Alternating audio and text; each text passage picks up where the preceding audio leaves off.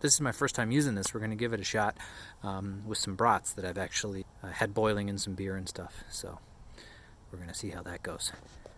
It's called the BBQ 500, and the idea is you can actually put some coals down in like the front half there and set that whole thing up in the oven so that you get the heat of the oven.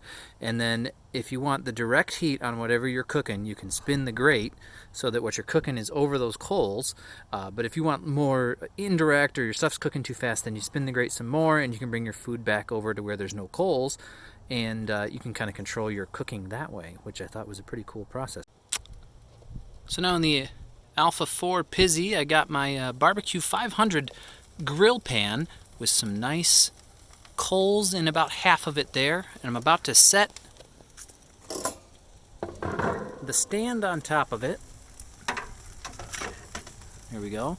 And then because this is Wisconsin and it's what we do, I got some brats that we're going to put on the grate, and then we're going to put that in there, and we're going to cook some brats on there. And on the side there you can see I got some squash and apples roasting, and you can check that video out also.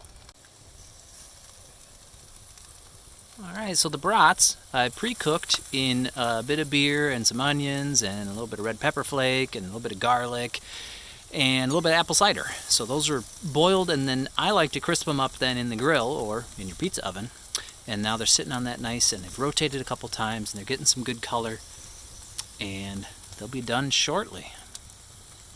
Alright, so I got most of the brats off the grill, just a couple left in there getting a little more color to them. Now that only took about 5 minutes to get all those done, and this is what they look like. That's Wisconsin heaven right there. That's going to be a good brat. But thanks for watching. Have a good one.